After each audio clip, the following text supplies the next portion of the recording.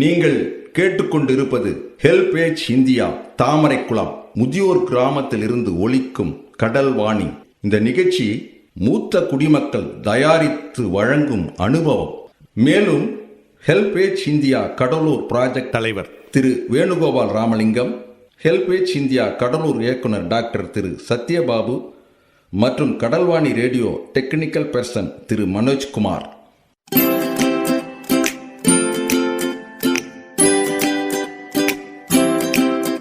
தந்தனத்தம் என்று சொல்லியே வில்லினில் பாட, ஆமா வில்லினில் பாட வந்துடுச்சு கடல்வாணியே, வந்துருச்சு கடல்வாணியே. நல்ல நல்ல கருத்துக்களா நாங்களும் தினமும் பாட, நாங்களும் தினமும் பாட, சொல்ல வந்த கருத்துக்களா நீங்களும் தினமும் கேட்க, நீங்களும் தினமும் கேட்க. வந்துடுச்சு கடல்வாணியே, வந்துருச்சு கடல்வாணியே.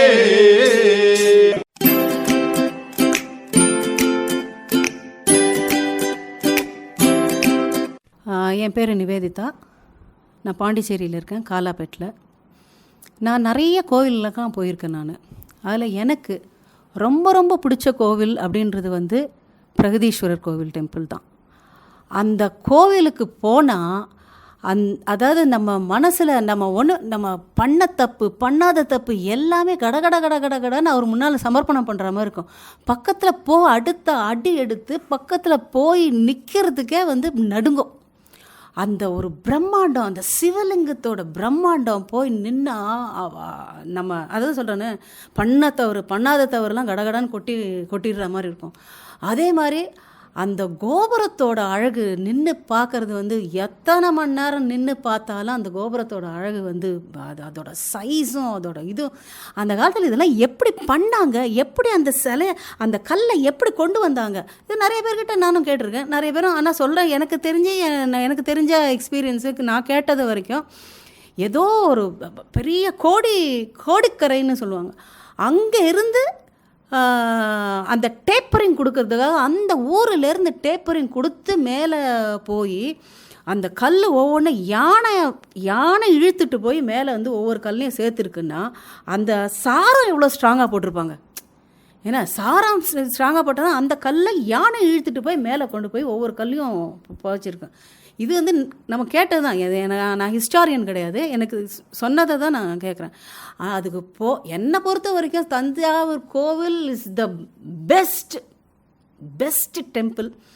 நல்ல ஆர்கிடெக்சர் வேல்யூ சொல்லுவாங்க. எத்தனையோ சுனாமி வந்திருக்கு, எத்தனையோ எர்த்குவேக் வந்திருக்கு, எல்லாத்துக்குமே அசையாமல் நின்ன ஒரு கோவில் அப்படின்னா அது தஞ்சாவூர் கோவில். அது எல்லாருக்கும் அந்த எக்ஸ்பீரியன்ஸ் வருமா, எல்லாருக்கும் அந்த எமோஷன் வருமானு சொல்ல முடியாது. But it is a wonderful. நான் எப்போ போனாலும் அங்கே ஒரு நாள் ஃபுல்லாக உட்காந்துருவேன். அதுக்கு ஒரு காந்தத்தன்மை இருக்கிற மாதிரி எனக்கு ஃபீலிங் இருக்குது. உங்களுக்கு இருக்குமா என்னன்றது ஒவ்வொருத்தரோட எக்ஸ்பீரியன்ஸு. என்னை பிடிச்சி அப்படி இழுக்கிற மாதிரி இருக்கும். நான் என்னென்ன தப்பு பண்ணேனா, தவறு பண்ணேனா, பென்சில் திருடுனா, ரப்பர் எல்லாமே ஞாபகம் என்னை விட்டுரு சிவசிவா, என்னை விட்டுரு, என்னை மன்னிச்சிடு அப்படின்ட்டு அந்த லெவலுக்கு அதோட பிரம்மாண்டம் இருக்கும். அதில் ஒரு பக்தி இருக்கும், அதில் ஒரு ஈர்ப்பு இருக்கும். இத்தனை காலம் ஃபவுண்டேஷன் எப்படி போட்டாங்கன்னு இன்னைய மட்டும் கண்டுபிடிச்சிட்டு இருக்காங்க, எப்படி ஃபவுண்டேஷன் போட்டிருக்காங்க அப்படின்னு. ஸோ அந்த ஆர்கிடெக்சரல் வேல்யூ ரொம்ப முக்கியம். நந்தி, அதுக்கு எதிர்க்க ஒரு நந்தி இருக்குது. அதுவும் பெரிய நல்ல சிலை, பெரிய சிலை. அதுக்கு ஒரு சக்தி இருக்குது. ஆனால் எனக்கு ரொம்ப ஈர்த்தது தஞ்சாவூரோட சிவலிங்கம் தான்.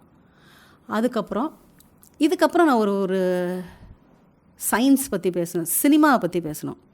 சினிமாவை ஷார்ட் பை ஷார்ட்டாக நம்ம கட் பண்ணுறோம். சினிமாவை ஒரே ஷார்ட்லேயும் எடுக்கலாம், சினிமாவை ஷார்ட் பை ஷார்ட்டாகவும் எடுக்கலாம். அது எங்கேருந்து இப்போது சினிமாவோட கலை, இந்த கிராமர் எங்கேருந்து வந்துச்சுன்னா அது ராஜராஜ சோழன் கோவிலேருந்து தான் வந்தது. அவரோட சிற்பங்களில் என்னென்னா ஒவ்வொரு பிளாக் சிலையாக கொண்டு வச்சு தான் அவர் சிற்பம் பண்ணியிருக்கிறாரு. ஒவ்வொரு பிளாக்கும், ஒரு கல்லில் மூக்கு, ஒரு கல்லில் கண், ஒரு கல்லில் அப்படி நீங்கள் அதை கடகடான்னு பார்த்தா இப்போ ஒரு per second 24 ஃப்ரேம்ஸ் அப்படின்னா அந்த per second 24 ஃப்ரேம்ஸும் அவர் பண்ணியிருக்கிறாரு. அந்த ஆக்ஷன் இருக்குல்ல, ஒரு ஆக்ஷன் இந்த கையிலேருந்து இப்படி இப்படி போகிற ஆக்ஷன் இருக்குல்ல, இந்த ஆக்ஷனு இது ஒரு கல், இது ஒரு கல், இது ஒரு கல், இது ஒரு கல்லுன்னு அந்த அந்த கல்லையே வந்து பண்ணியிருக்கிறாரு. இந்த சிற்பத்தை பேஸ் பண்ணி தான் ராஜேந்திர சோழன் வந்து பிலிப்பைன் கம்போடியாவுக்கு போய் அவங்க அப்பாவோட ஸ்டைலில் தான் அவர் அங்கே கோயில் கட்டியிருக்கிறாரு. அந்த கோவிலில் கம்போடியாவில் இருக்கிற அந்த இதை வச்சு தான் ஐசன்ஸ்டைன் வந்து அந்த கம்போடியாவுக்கு போய் ஃபிலிமை வந்து ஷார்ட் பை ஷார்ட் கட் பண்ணலான்ற தியரி கொண்டு வந்தது அந்த இடத்துலேருந்து, ராஜேந்திர சோழன் கட்டினதுலேருந்து.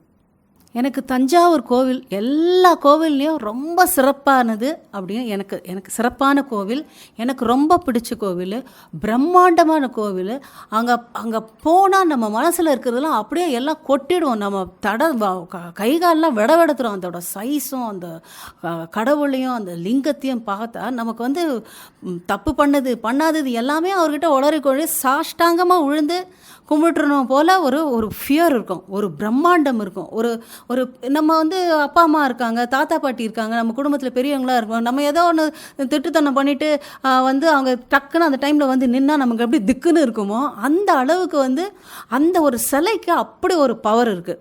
நம்ம பண்ண தப்பெல்லாம் கொண்டு போய் அப்படியே கொட்டி சரண்டர் ஆகிடலாம். என்னை விட்டுரு தெய்வமே, நான் பண்ண பாவத்துக்கெல்லாம் மன்னிப்பு கொடுன்ற அளவுக்கு நம்மளே செல்ஃப் சரண்டர் பண்ணுற மாதிரி இருக்கும் அந்த கோவில். அதே மாதிரி தாராசுரம் கோவில் இருக்குது. அந்த தாராசுரத்து கோவில் இதே மாதிரி தான், ஆனால் சின்ன சின்ன சிலையாக இருக்கும், எல்லாமே பொடிசாக இருக்கும், ஒரு கடுகு சைஸில். அதோட சிற்ப அழகு வந்து அது ரொம்ப நுணுக்கமான வேலை. ஸோ அதோட அழகுன்றது செப்பில் செஞ்ச மாதிரி இருக்கும், ஒரு சின்ன சின்ன பொம்மையில் இருக்காமல் இருக்கும், நிறைய அலங்காரமாக இருக்கும் அந்த கோவில். நன்றி, வணக்கம்.